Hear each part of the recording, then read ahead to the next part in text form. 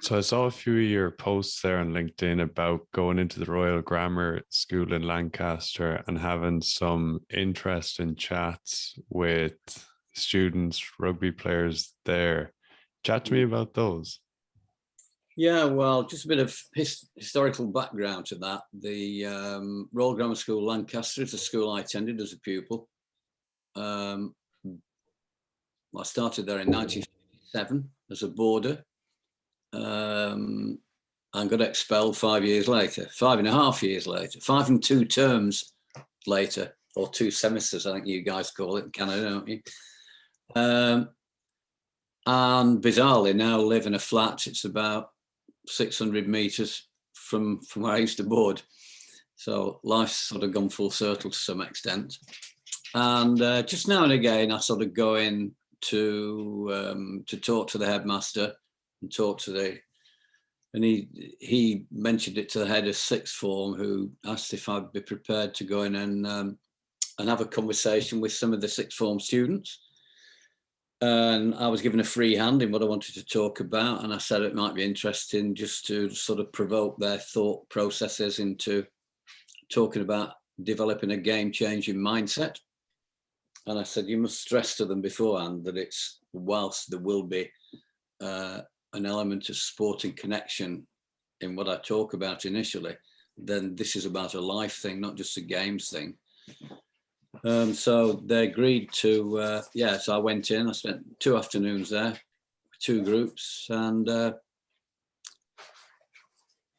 it was quite interesting actually, because I think the first group were not that desperately keen to engage initially. And I found it, because I was a teacher for 20 odd years before rugby went professional, and I found that sort of on initial connections, pupils are quite wary of expressing their thoughts publicly for a whole variety of reasons. The main one being fear of, I think, of peer group perception and a fear of failure, not being right. And, you know, the questions I tried to ask didn't have a right or wrong answer. It's just for opinions, really, I was looking. But obviously, they must have had a word with the people who came in the second week, because they were far more engaging. I think, you know, they've been warned, this is what's coming. So, and there's no threat. It's not an intimidating environment. It's a very friendly one. And it was really interesting. And they sort of offered some really interesting thoughts. And as we were going through the second one, and I sort of got this impression from the first one, as we were going through the second Thursday afternoon, that we've got to be very mindful. I was 76 3 weeks ago, very mindful of a generation gap, and that people at that age will look at things totally differently, again, for a whole variety of different reasons, than I do. So it's quite interesting to hear the sort of some of their interpretations on what I was talking about. And I find it very interesting just to very actively listen to them, not just listen, actively listen to them, let them talk, allow periods of silence to develop. When one had answered, then another one would jump in with their thoughts, etc. And obviously learn from the environment as well. And so it was really good. It was really good. And it sort of took me back to probably the second half of my teaching days, when I'd actually learned to be a teacher. It took me a good 10 years to learn to be a teacher, in which I think I was far better at drawing out thoughts and ideas from my students than I have been in the previous 10, largely because in the previous 10 I'd not allowed them to express any thoughts at all. I was a guy in charge. I was a member of staff. I was a man in control. I had all the knowledge and wisdom, etc., of course, which is total nonsense, especially when you talk to 16, 17, 18-year-olds. And so yeah, it was a bit of a flashback actually to my second half of my teaching career. Cool. And what were some of the things that they said that you found interesting or didn't expect around that kind of game-changing mindset? I think one of the things that was interesting initially was I think their interpretation of it, that it was something that happened overnight. You know, you went from one day to the next and you could change everything. And I said, well, that's not been my experience. My experience is it develops over a period of time. And if you haven't got an adaptable mindset and a curiosity of learning, then it probably won't happen at all. So it's not something you can switch on and off. It's not something that you're born with. Well, is it or isn't it? I don't know. But certainly you need a particular mindset to get into the game-changing mode. One of the things that they came up with very quickly was that it was really important to eliminate the fear of failure in that sort of environment. So we talked about, and I've used this in my coaching, my rugby coaching as well, at the very top level of the game, trying to create an environment which is a safety of fearlessness. Don't be afraid to fail. You know, you'll still get up tomorrow morning. It's no big deal.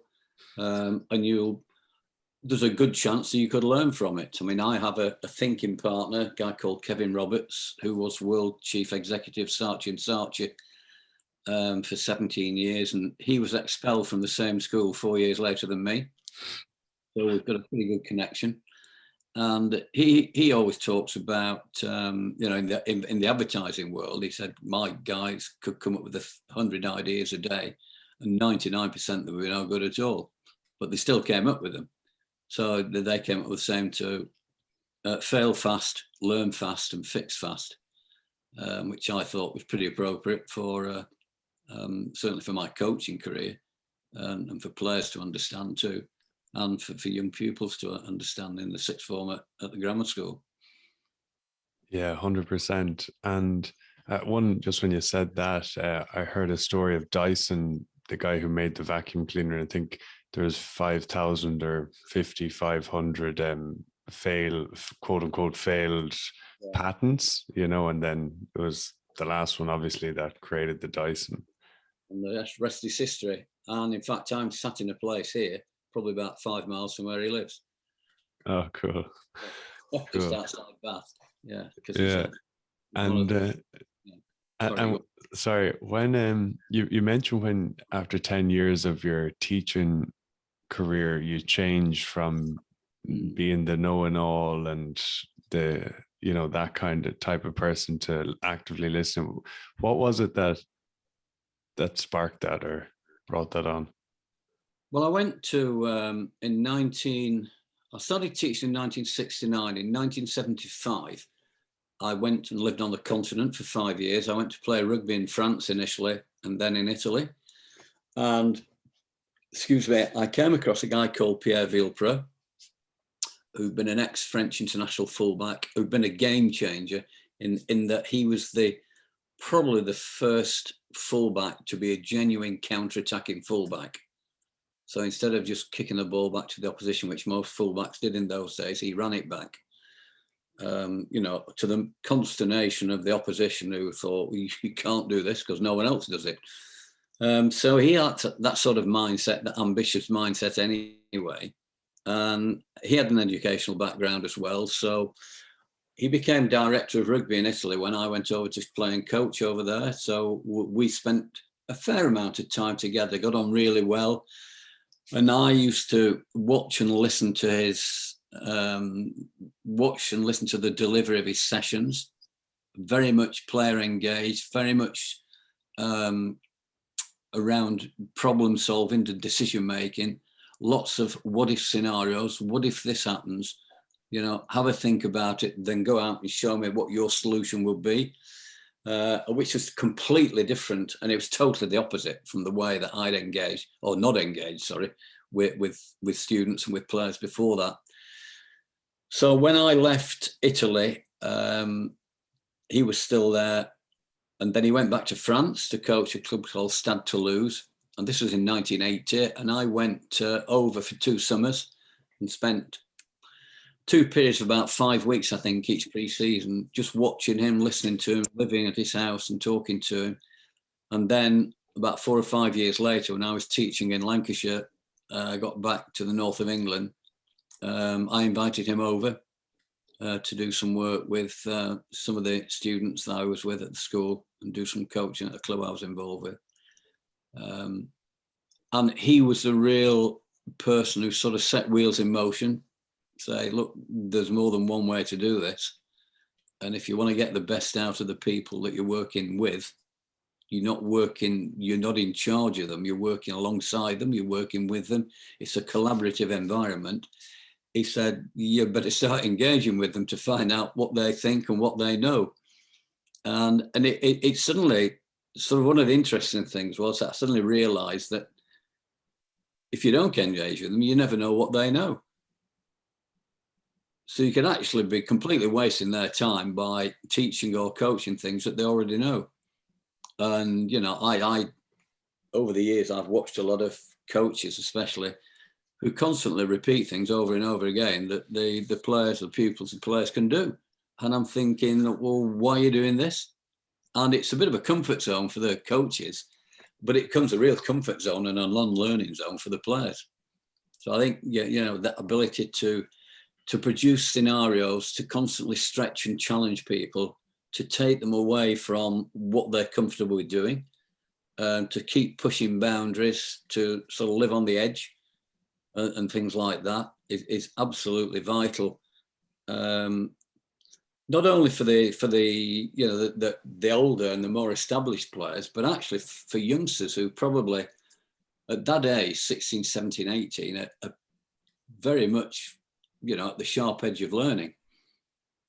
And I just get a sense that that a lot of educational institutions and a lot of academies, certainly in this part of the world, don't push the students down that pathway. It's still very much a more direct sort of command control approach rather than the collaborative approach. Yeah, like you make lots of great points there. And something I found recently with rugby, would say the 1-3-3-1 system, or being when I was playing, like, you know, and just when I grew up, I was very lucky to have very good coaches. Nigel Carlin being one in Connacht, and just we learned how to like read defenses and play different scenarios and just link up with each other and just, I don't know, read things. Whereas, you know, when being put into a system like that, then I remember just being told, like, you go here, you do this, you do that, you stand here, you can do this or this. And I remember just being like so frustrated, nearly wanting to quit, or like, I just feel like I can't do this, you know?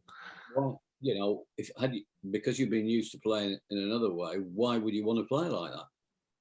You know, why would you want that regimented approach, that restrictive approach, that repetitive approach? And I found with these systems and structures, exactly the same as yourself, that in fact, what it ends up with players actually play the system. They don't play the game that's going on around them. So I'm a great believer in opportunistic coaching. Provide players with the opportunity to see and feel and communicate what's going on around them, and then sort out roles and responsibilities from there. But in a system, you can't do that because, as you quite rightly say, you've got to be fairly precise in where you've got to be at any one time on the field. That's completely, if the opposition walked off, a lot of teams would still play the system because that's what they've got to do. Yeah, 100%. People are more, I've found and seen, people are more worried about worrying where they should be standing than looking at the defense. So you get players actually running away from the action when they could make a really positive contribution to it, because actually they feel they're in the wrong place. That's not part of the system. So, you know, I believe in roles and players playing according to their capabilities and roles and responsibilities, rather than playing in a system. And it probably, with a good side over a period of time, there's probably a relatively systematic approach in the way you play, but actually it's making full use of all the players and all their individual capabilities. And at any stage, they will know that they can break out of what they're doing. If they suddenly see something, they say, right, we'll go down this alleyway, bang, off they go. So that they're always given the freedom to explore and to react to what's going on around them. Yeah, and when you say there that a kind of a system can evolve then over a period of time, in that I've been there in teams, you've played with a team for 2 years and you know each other, like you know each other's games, you start to learn how each other play, and he does this, and then you can play off each other, and then it can look quite then choreographed or quite organized because you're so used to each other. Yeah, absolutely. I remember a game that England played. I was the attack coach in 2001, I think it was. We played France at Twickenham, and at half time, we'd scored a lot of tries in the preceding 18 months. We're on an average of about 5 tries a game, I think, which is quite a lot at international level, especially in those days. And we were losing at half time because we tried to be really smart and clever and play wide. Of course, the French had analysed us and they just shut us down. We just said at half time, I'd say we just need to be a bit more direct. That was the only message that went to the players, because some pretty smart players in that group. And in fact, bizarrely, 2 backs led the way in the first 5 minutes of the second half. They got into the middle of the field and just picked and went. And that was it. And they felt they had the license to do that. They could see opportunities where that could happen. And so in they went. So what was traditionally a forwards role was actually taken over by 2 backs for 5 minutes. Then the forwards sort of picked up on that and the backs went back to where they normally played, and suddenly the whole game opened up. We won by 40 odd points. But it was great. Just having that framework rather than a system. This is how we want to play. Now, you know how you can fit into this framework because of the capabilities you've got. So together, let's find a way making the best use of all those capabilities within that framework.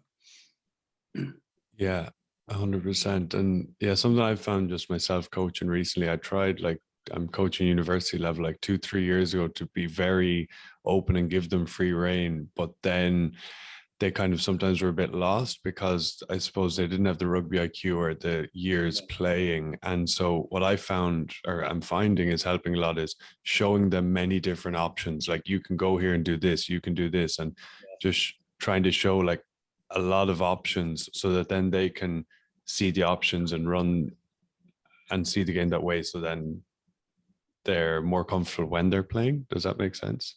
It does make sense, yeah. And it leads me to thinking about something I was actually talking about. Do you remember Will Carling? Yeah. I had a chat with him at lunchtime. And we were talking about things like this. And it's about developing players' responsibility, ownership and leadership on the field, and giving the opportunity, as you say, to see the game and feel the game, as opposed to telling them how to play it. But it can be a lengthy process. And, if you're in a results-based environment, then it needs quite a bit of courage from a coaching point of view to be able to follow that through. So I suppose for young coaches, it's probably quite tricky, that, because they will have a fear of not winning. They have a fear what other people think about their team if it doesn't win games. So I suppose over a period of time, there's a compromise initially.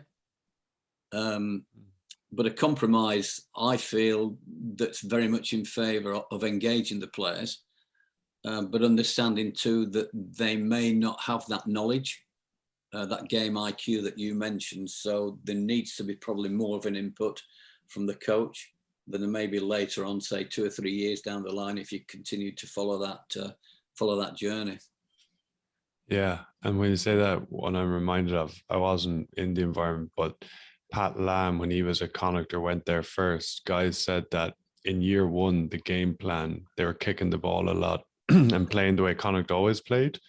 But behind the scenes, they were working on their skills. They were working on a new way of playing. And then in year 2, they were beginning to implement that way of playing on the actual field. And then year 3, I think it was year 3, they won the Pro 12. But, year 1, they were talking about all this stuff and working it, but it was results based. So they were trying to win the actual game at the weekend. Yeah. Yeah, no, and I think he's probably done similar with Bristol now. He's at Bristol now, Pat, and he's probably doing the same sort of thing there. I think initially they had quite a regimented way of playing, but it was quite dynamic.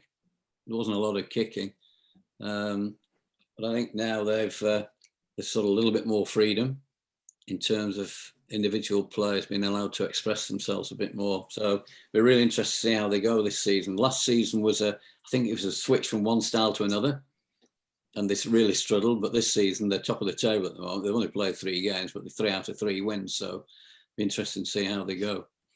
But Yeah. I mean, it's it's like the game-changing mindset I talked about right at the start. You don't just click a switch and players move from one way of thinking about the game and approaching game to another. And I've always thought that patience is one of the key words in coaching, but also being authentic, knowing what you want. And that was one of the things when I first started teaching and coaching. I mean, as a player, I was a maverick.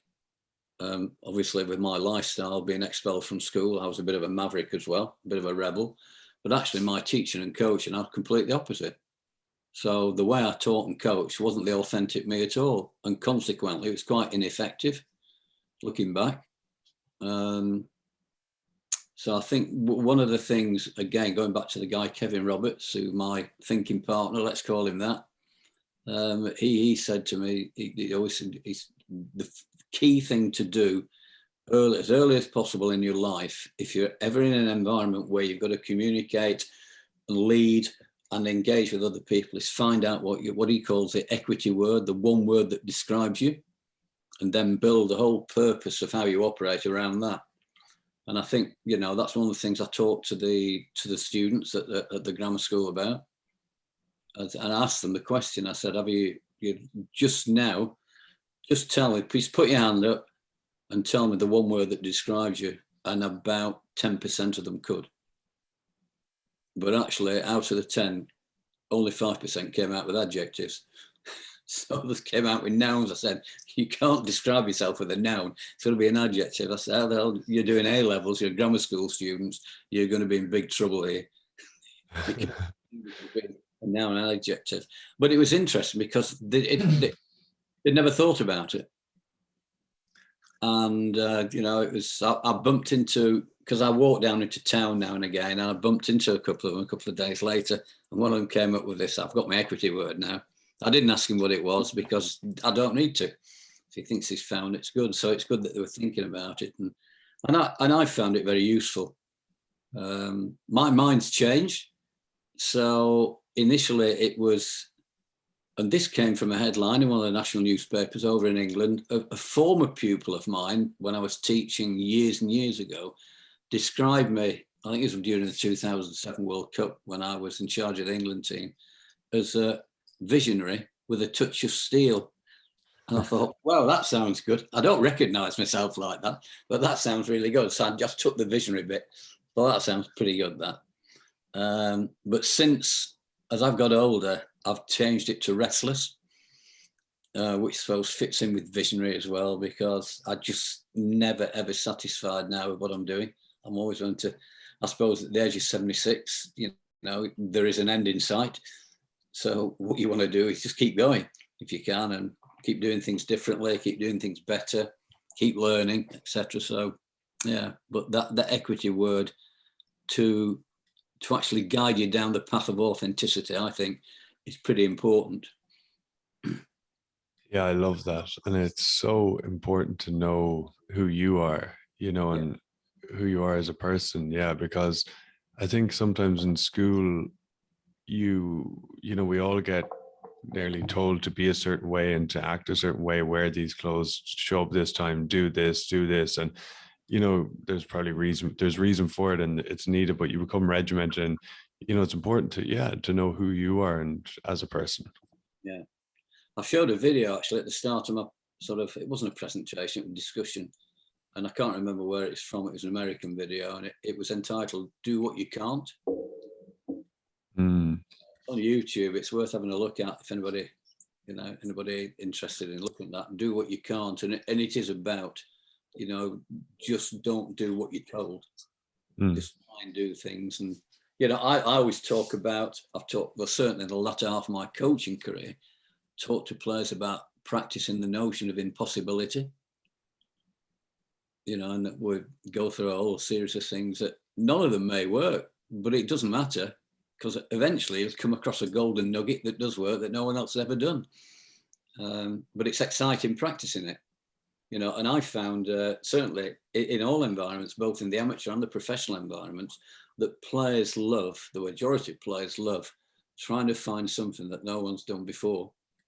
So I always used to give time to both students when I was coaching at school and players in the amateur and the professional era, that opportunity during the week to say, right, here we go, we're now practicing the impossible for 20 minutes.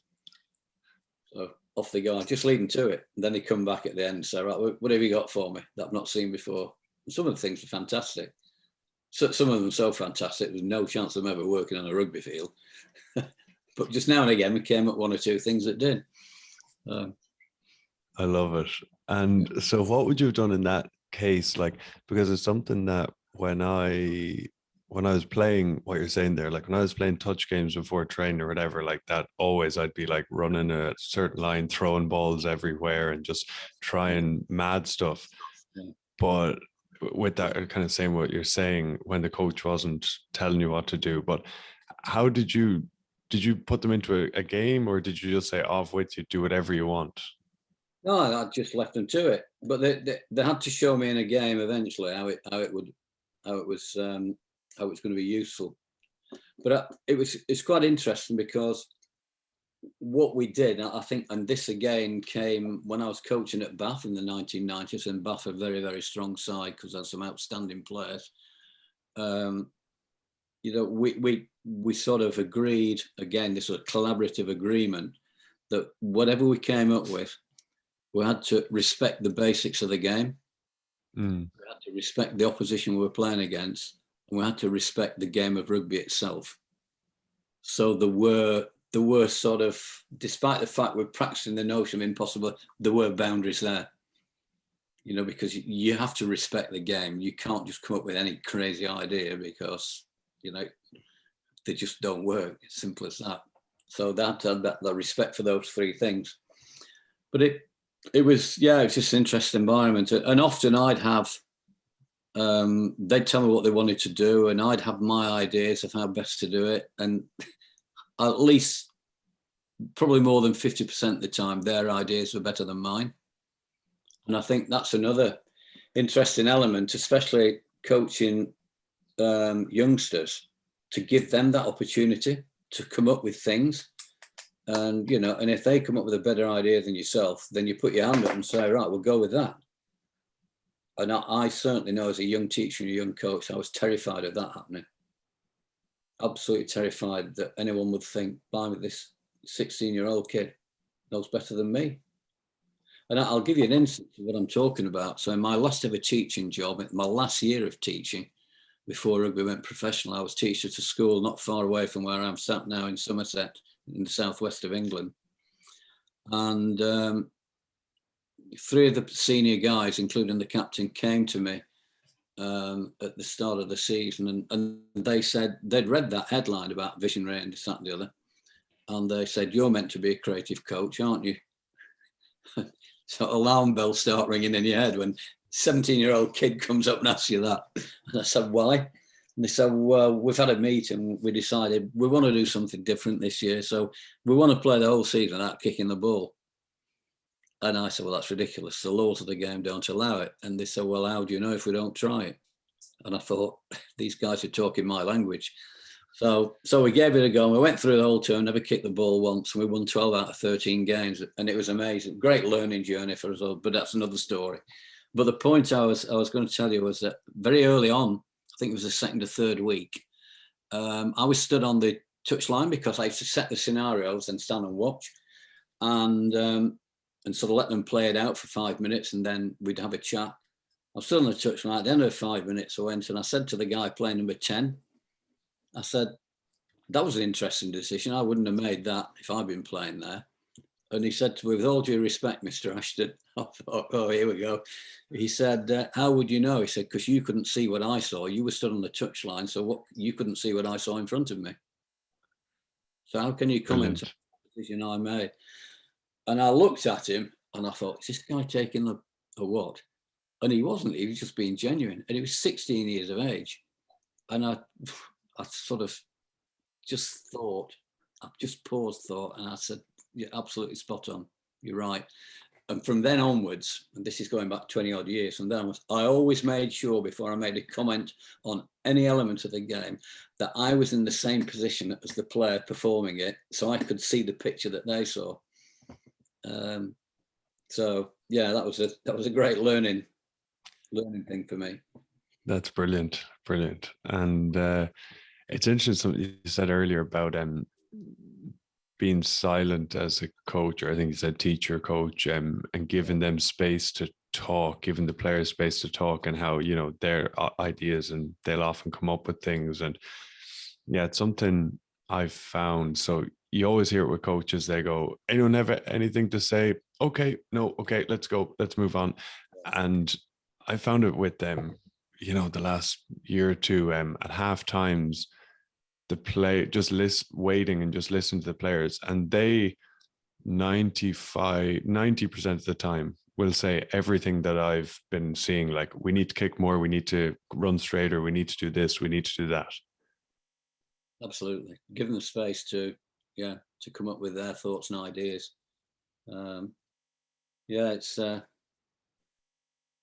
often I found, I think similar to what you were alluding to there, that I used to ask a question, then halfway through the answer, because the answer I expected, I cut them off.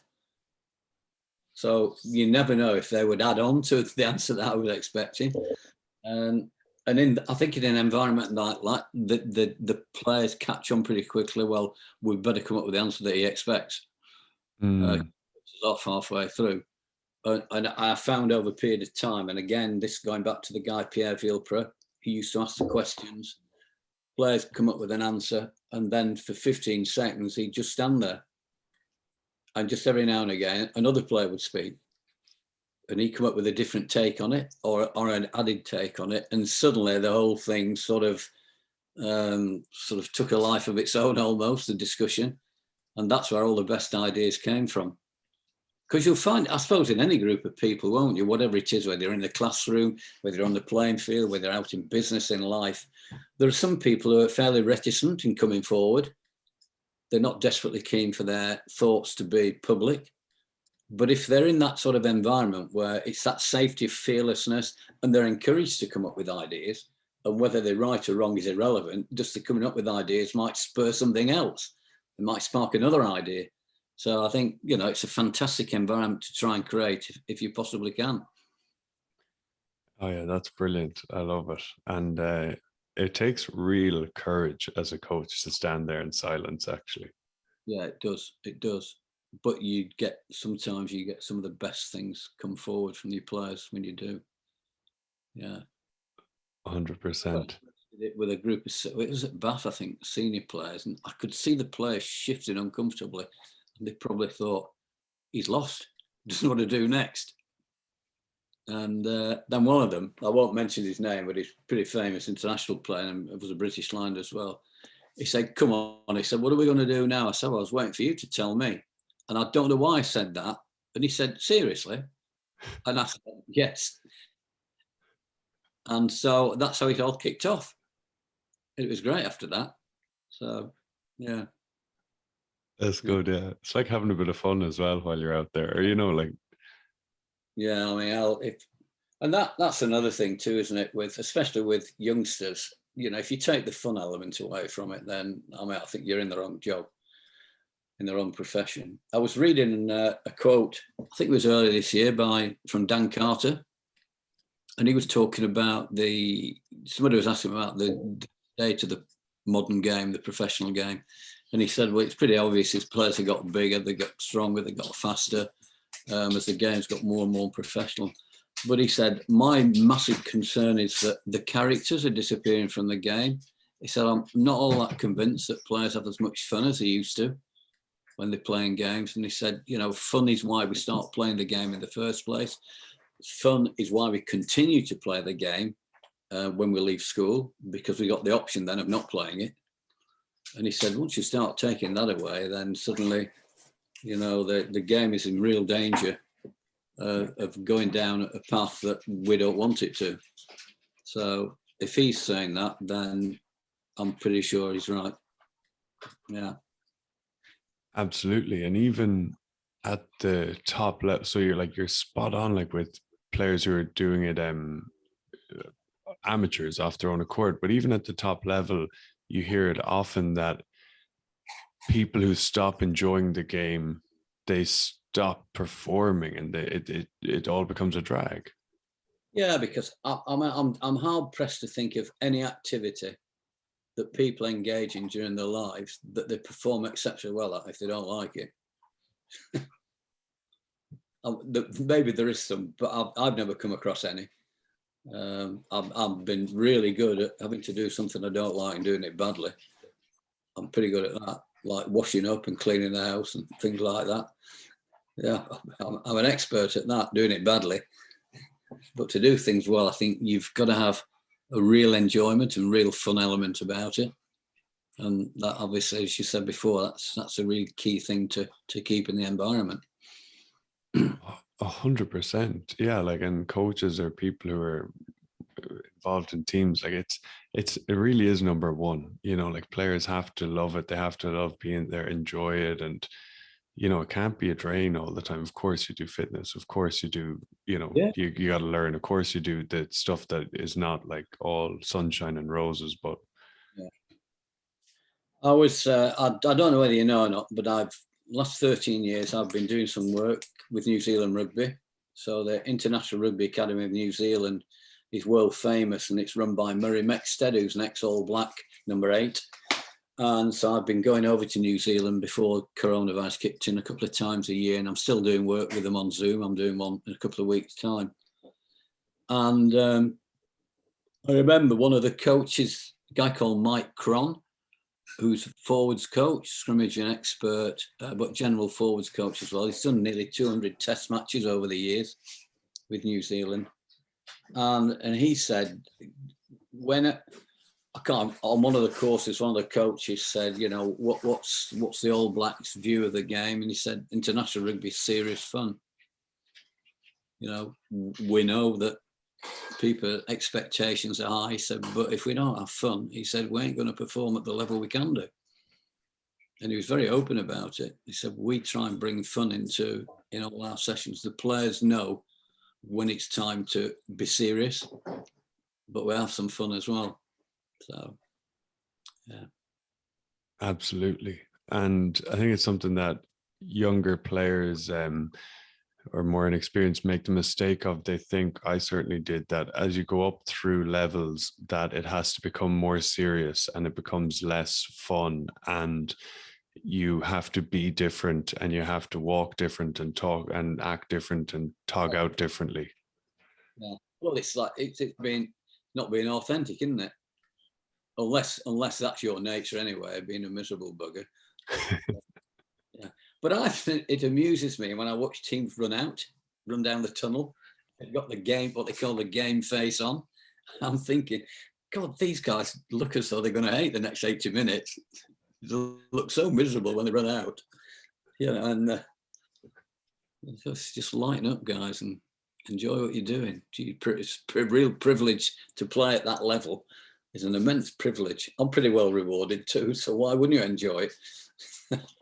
Yeah, 100%. Yeah, 100%. It's interesting then because, you know, people could say like, oh, well, they've pressures of their contract or their living, or like or the scrutiny of people. But like you just, I don't know, I've never played at that level, so I can't comment from experience, but like you just accept that and you just, I don't know, play. And like you say, if you're not enjoying it, you're not going to do well anyway. So you may as well go out and give it your all and enjoy it and have fun and just give it a lash. Absolutely. And I think it's really important to create that sort of environment where players understand that. Because if you don't, then players maybe get the wrong impression of what, well, let's say we talk about professional rugby, what professionalism is all about. You know, professionalism can only be put in place with a very stern face and very fixed, etc. And we know there's a place for that at times, and place for that at times during games and in practice as well. But by and large, we're still going to have, you know, this fun approach. It is a game after all. And it's what's quite sad is that I mean, I certainly know at school level that it's pretty easy to some of the more established rugby playing schools, it's pretty easy to kill that sort of approach off, where they almost become mini me's of a professional environment, which, you know, at the age of 16, 17, 18 is just ridiculous. So it's an area of the game I think we've got to keep an eye on, make sure that we retain that for as long and as much as possible. Absolutely. And you mentioned there's a couple of times with professionalism, and once again, as I said, my experience when I started going up through levels or whatever, I thought that being more professional meant being more serious and being less like we're talking about. But professionalism means eating good food, getting to bed early, doing your stretching after your training, resting up the night before a game. You know, it's that kind of stuff. It's living your life in that kind of way that allows you to be your best self. It's not changing who you are. Yeah, it's a lifestyle choice, isn't it? And making sure that you're the best version of yourself that you can possibly be every time you go out to train and play. But that doesn't mean it's not fun. Exactly. Yeah. 100%. Yeah, but you know, I've seen environments right at the top level too, where coaches have almost, I wouldn't say sneered at the fun element, but they've sort of tried to keep it deadly serious all the way through the session, because they feel if it's not, then players won't perform at their best. They won't concentrate. They won't focus. But my experience has been that's just not true. You know, and when if they do over focus and over concentrate, then they become inhibited in what they do. You know, just give them a bit of freedom. Yeah, allow them to, yeah, just to express themselves within the environment they're in. Yeah. And I heard a really good one chatting to Izan Isiwa on here, who played with Leinster and the Blues before that.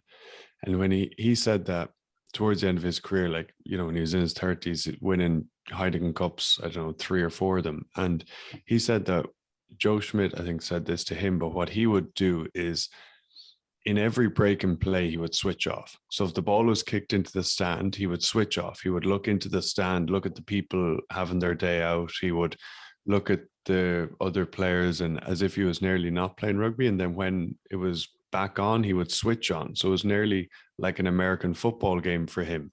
He would switch on for the play. He would be all in, focused. And then when the break and play, it was switch off.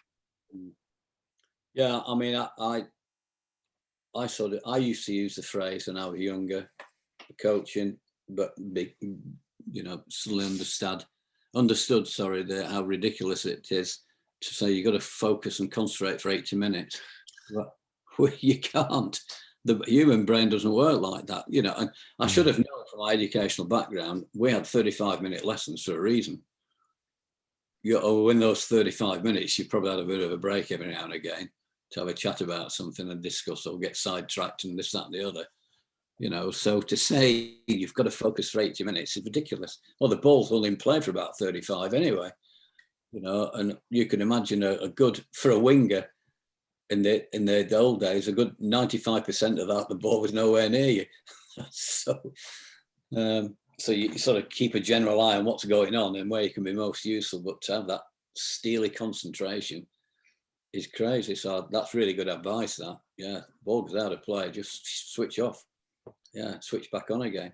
I was always allude to batting at cricket.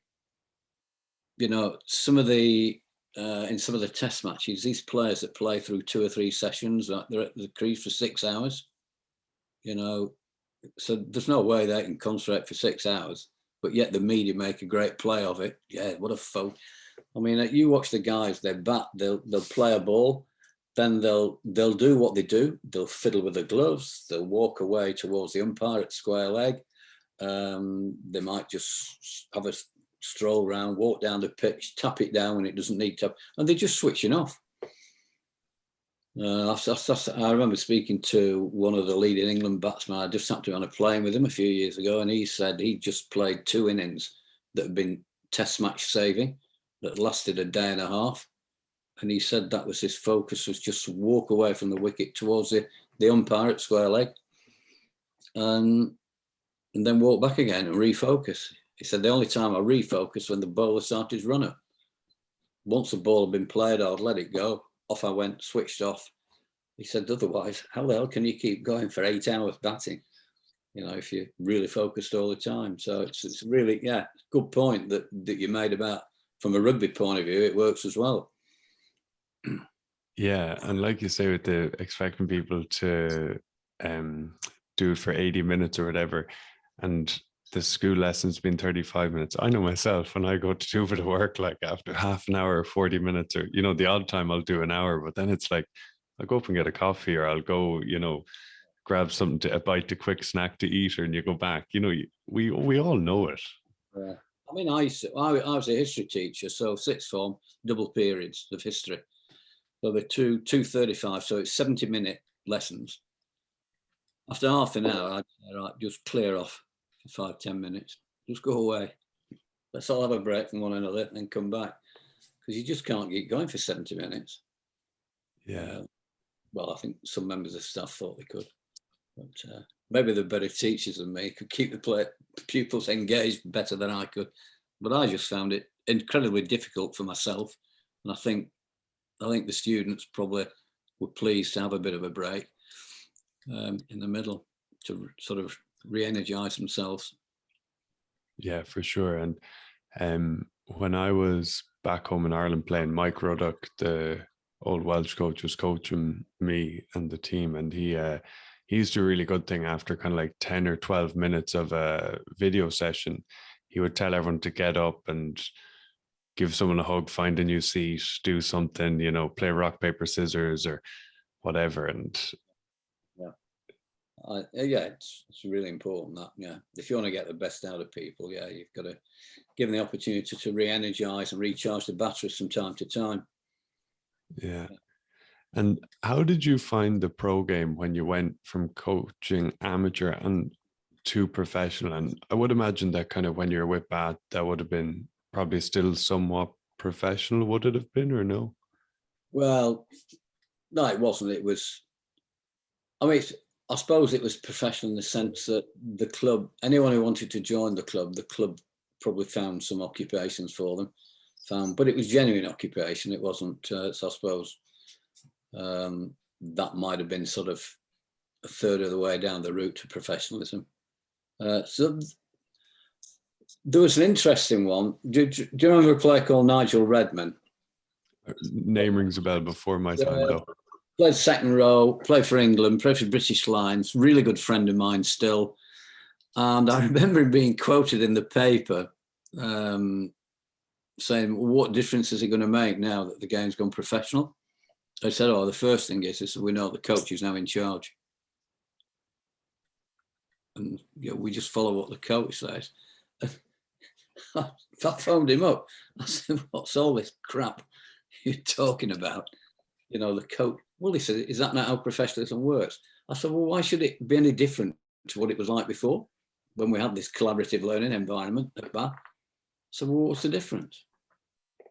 Well, we read about football managers are always in charge. And I think there's a real danger of this misconception of the culture of the coach did develop, I think, in the professional game, that the coach became more important because we sort of, whether deliberately or not, but subconsciously followed the football route, where the manager seems to be the person who everyone talks about, well, talks about more than the players anyway.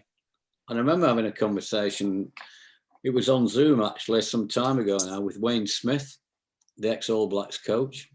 And he was saying he fought really hard in New Zealand to try and prevent this culture of the coach from becoming dominant. He said, because, and I agree with him, and I've always, well, not always, but latterly followed this anyway. The game is a player's game. Coach, I stopped using the word coach a few years ago and called myself a consigliere, which unfortunately is sort of a mafia undertones. but the consigliere I'm talking about is not the dark side of it. It's sort of it. I mean, I played in Italy. I speak Italian. I know it's an advisory. You're an advisor, and you set scenarios that we talked about before. You set frameworks, and you step in to help if you feel it's needed, or if the players request you to come in. Otherwise, it's sort of again, I keep using the word collaborative. I know, but it's a collaborative environment where we're all pitching together to find the best way of being successful. And I think consigliere seems to fit that sort of approach better than coach, because coach has still got this ring about it, hasn't it? I'm the man in charge. I'm the coach. Yeah, and a lot of people love that. I'm the coach. The way they say it, you think, oh, okay, yeah, bully for you. Yeah, 100%. I saw you write that word, consigliere, is that it? On a LinkedIn post. I Googled it, and it's, yeah, I really like it.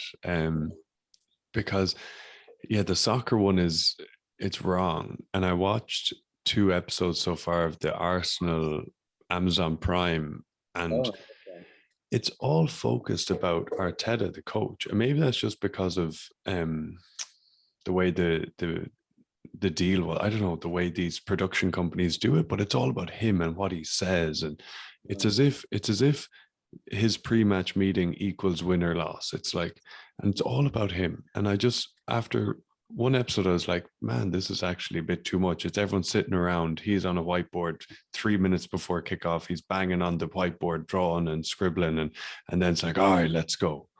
Yeah, I just don't get that at all. Maybe it was done for effect for the, yeah, because he was at Manchester City for a while working with Guardiola.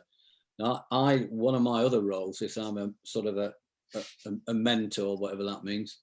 I've worked for Premier League football for the last 10 years, but also Football League as well. But one of the clubs I can go into at the moment is Manchester City. And I've developed a quite close relationship with the academy manager, Jason Wilcox, who played for Blackburn when they won the Premiership that year, and also played for England a few times. And the last time I was in, we were just talking about this, giving ownership to the players at certain times, giving them responsibility, ownership, and hopefully that would start to develop leaders as they took more and more ownership on.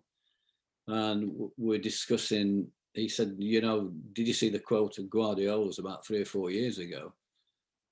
Somebody asked him about, you must be very much in control of what's going on during a game. And Guardiola said, why? And they said, well, you're always gesticulating on the touchline and shouting. He said, yeah. So, but the players can't hear me in a stadium with 60,000 people in.